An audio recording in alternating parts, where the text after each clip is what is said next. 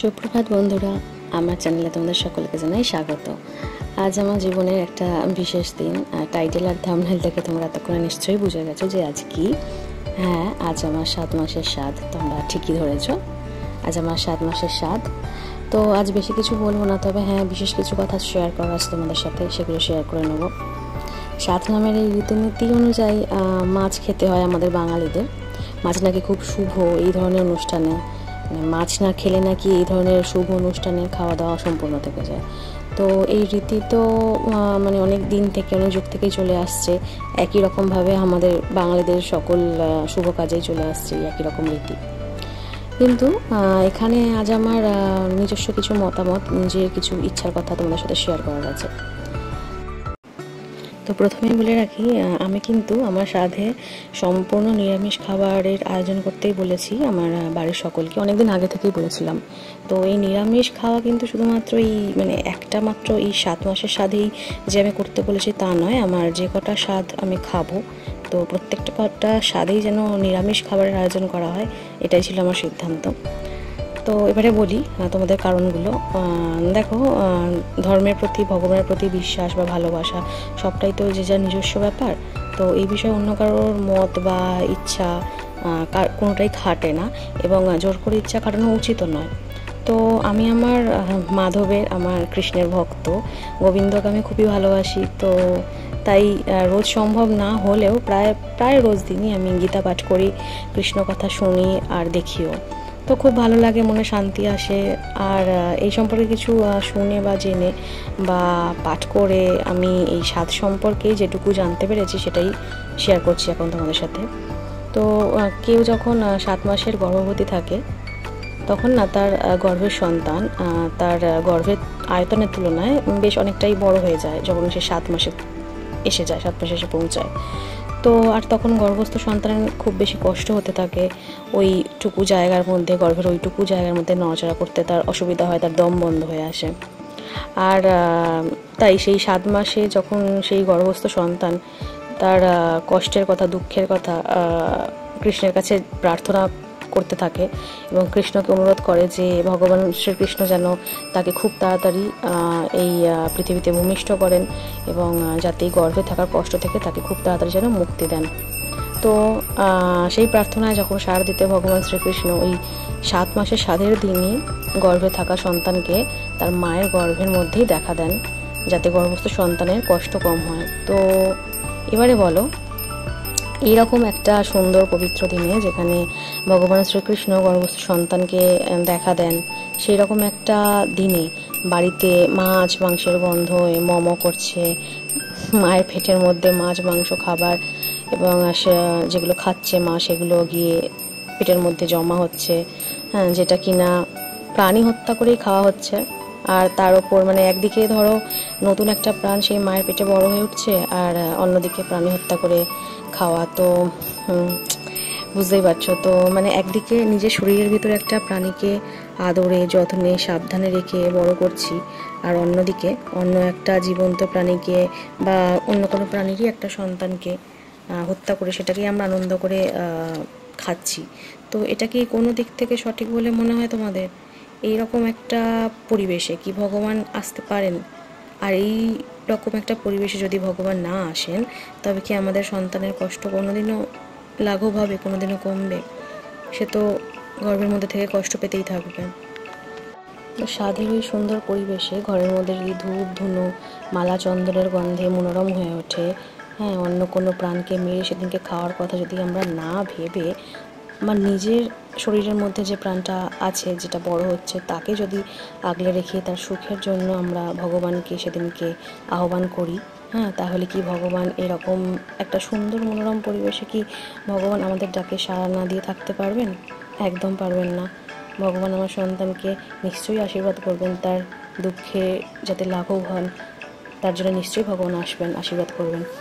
তো আমার সন্তানের মঙ্গলের জন্য আমি তো এটুকু করতেই পারি। সামান্য একটু নিরামিষ খেতে পারবো না? অবশ্যই পারবো। তাই প্রতিটা স্বাদেই আমি নিরামিষ খাবো, এটাই আমি প্রতিজ্ঞা করে রেখেছি।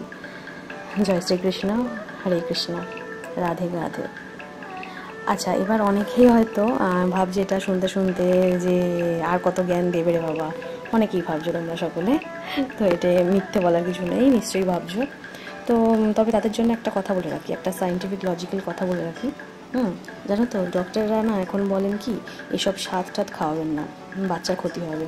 তো এটা কি কেউ মেনে নেবে যে হ্যাঁ আমি স্বাদ খাবো না, বাচ্চার ক্ষতি হবে বলে? মানবে না কিন্তু। কিন্তু এই কথাটা ডক্টররা কেন বলে জানেন? এর পিছনেও একটা কারণ রয়েছে। এর অ্যাকচুয়াল কারণ এইটাই যে স্বাদের দিনকে না বাড়ির লোকেরা এত রিচ খাওয়া দাওয়ার আয়োজন করেন, মানে বাড়ির লোকেরা মাছ মাংস সমেত মানে এত রকম পেঁয়াজ রসুন দিয়ে রান্না করা খাবারের আয়োজন করেন যে ওই খাবার খেয়ে প্রেগনেন্ট অবস্থায় না যে কোনো মহিলা অসুস্থ হয়ে যেতে পারে। তো একসঙ্গে এত খাবার খাওয়া একটা প্রেগনেন্ট মহিলার ক্ষেত্রে তার মধ্যে অ্যাসিডিটি, বমি, বদহজম আরও নানা রকম কমপ্লিকেশন তৈরি হতে পারে, এবং তৈরি হয়, অনেকেরই তৈরি হয়। হ্যাঁ, আর যার জন্য কী হয়, তখন এই সমস্ত কমপ্লিকেশন তৈরি হলে তার গর্ভে যে সন্তান তার ক্ষতি হয়। আর তখন কী হয়, সেই মাকে ইনস্ট্যান্ট তখন হসপিটালাইজেশন করতেই হয়, অ্যাডমিট করতেই হয়। কারণ বেবিকে তো বাঁচাতে হবে যে কোনোভাবে। মা অসুস্থ হয়ে পড়লে বেবিও অসুস্থ হয়ে যাবে, কোনো কমপ্লিকেশন অ্যারেজ করতে পারে। তো সেই জন্য তখন মাকে হসপিটালাইজ করতে হয়, এবং অনেক ডক্টররা তখন বাচ্চার যাতে ক্ষতি না হয়, তো তখন সেই কমপ্লিকেশনস থেকে বাচ্চাকে বাঁচাতে না তখন ডেলিভারি ডক্টররা করেই দেন। মানে সেক্ষেত্রে কী হয়, বেবি প্রিম্যাচিওর ডেলিভারি হতে বাধ্য হয়। তো এটাও তো ঠিক নয় যে একটা বেবি প্রিম্যাচিওর হয়ে জন্ম নেবে, এটা তো ঠিক না। তো এই সায়েন্টিফিক কারণেই কিন্তু ডক্টররা স্বাদ খেতে বারণ করেন। অ্যাকচুয়ালি স্বাদ নামে যে রিচুয়ালসটা আছে সেটা নিয়ে তো ওনাদের কোনো সমস্যা নেই, প্রবলেম নেই। ওনাদের প্রবলেম হলো এটাই যে এত রকম রিচ খাওয়া দাওয়া যাতে না হয়। তো যাই হোক, অনেক জ্ঞান টান দিয়ে ফেললাম। এবার কে এই গল্প কথাটা বিশ্বাস করবে বা সেটা নিয়ে তাচ্ছিল্য করবে, সেটা নিয়ে আমার বলার কিছুই নেই। আর সবটাই মানুষভেদে, প্রত্যেকের ব্যক্তিগত ব্যাপার তো। কিন্তু হ্যাঁ, কেউ ট্রাই করলেও কিন্তু এই নিরামিষ খাওয়ার পিছনে যে সায়েন্টিফিক লজিকটা আমি দিলাম, সেটা কিন্তু কেউ চেষ্টা করলেও ডিসএগ্রি করতে পারবে না, তাই তো? হ্যাঁ, তোমরা এই লজিকটা মানতে বাধ্য হবেই যে এরম রিচ খাওয়া দাওয়া করলে শরীর খারাপ হতে বাধ্য, আর ডক্টররা এই জন্যই বারণ করে। তো সায়েন্টিফিক দিক থেকে দেখতে গেলে এটা হলো কারণ। আর যদি তুমি ধর্মের দিক থেকে, ভগবানের দিক থেকে দেখো, তো আমি যেটা বললাম, আমার কৃষ্ণ, হ্যাঁ, নিরামিষ খাওয়া সেটা হচ্ছে কারণ। দুটো কারণ কিন্তু একই, দুটো কারণ একই, হ্যাঁ, দিকটা আলাদা। তো আমার নিরামিষ খাওয়ার আসল কারণটা আমি আশা করি তোমাদের সকলকে বোঝাতে পেরেছি। আর যারা যারা আমার ব্লগ দেখছো, তাদের মধ্যে কেউ যদি আমার কথাগুলোকে সঠিক বলে মনে করো, তারা আগামী দিনে এরকম স্বাদের অনুষ্ঠান যদি কারো হয়, তো তাকে চাইলে একবার অন্তত সাবধান করে দিতেই পারো আমিষ খাওয়া বা না খাওয়াটা নিয়ে। হ্যাঁ, মানা না মানা অবশ্যই সম্পূর্ণ তার ব্যাপার। এখানে বলার কিছু নেই, জোর করার কিছু নেই। আর হ্যাঁ, আরেকটা কথা, কারা কারা আমার এই কথায়, সম্পূর্ণ কথায় এগ্রি করলে আমার সাথে, আর কারা কারা এগ্রি করলে না, অবশ্যই কিন্তু আমাকে কমেন্টস করে জানিও, ঠিক আছে? যারা এগ্রি করেছো তারাও জানাবে, যারা এগ্রি করো অনেক তারাও জানাবে। তো আমি অপেক্ষায় থাকলাম, আর বেশি কথা বাড়াবো না, বেশি কথা বলবো না। তোমরা এবার ব্লগটা দেখতে থাকো, ঠিক আছে?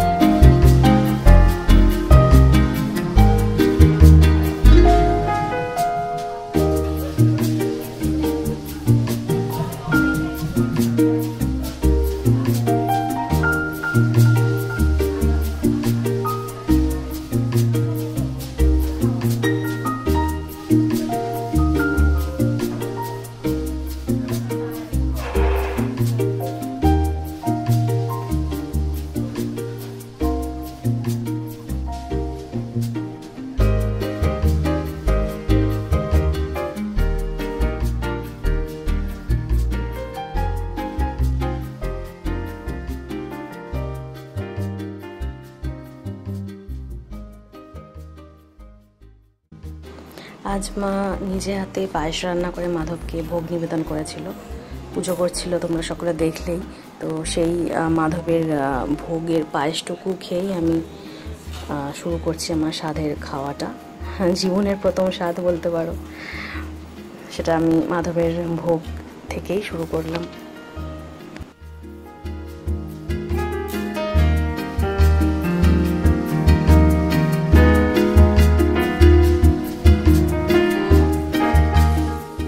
আর বংশ পরম্পরায় একটা নিছক একটা খেলা প্রচলিত আছে স্বাধীন অনুষ্ঠানে, যে দুটো বাটিতে ঢাকা দেওয়া থাকবে, একটায় প্রদীপ আর একটায় পাথর। তো যে বাটিটা তুলবে সেই অনুযায়ী ছেলে হবে না মেয়ে হবে সেটা বোঝা যাবে। প্রদীপ তুললে ছেলে হবে আর পাথর তুললে মেয়ে হবে। তো সেই খেলা অনুযায়ী আমি যেটা তুললাম, দেখতেই পেলে যে আমি প্রদীপ তুললাম, মানে আমার ছেলে হবে। তো দেখা যাক কি হয়, ছেলে না মেয়ে, এটা আদৌ সত্যি হয় নাকি শুধুমাত্র গল্প কথা, নিছকই একটা খেলা মাত্র, দেখা যাক।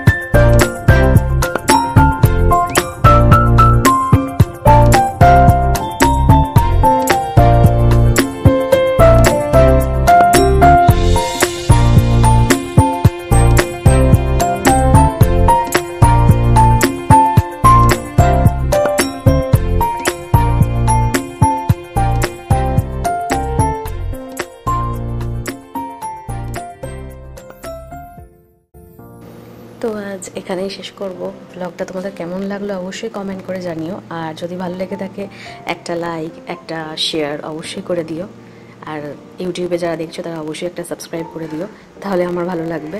তো সকলে ভালো থেকো, সুস্থ থেকো, আবার দেখা হবে কোনো একটা নতুন ব্লগ নিয়ে নতুন দিনের সাথে।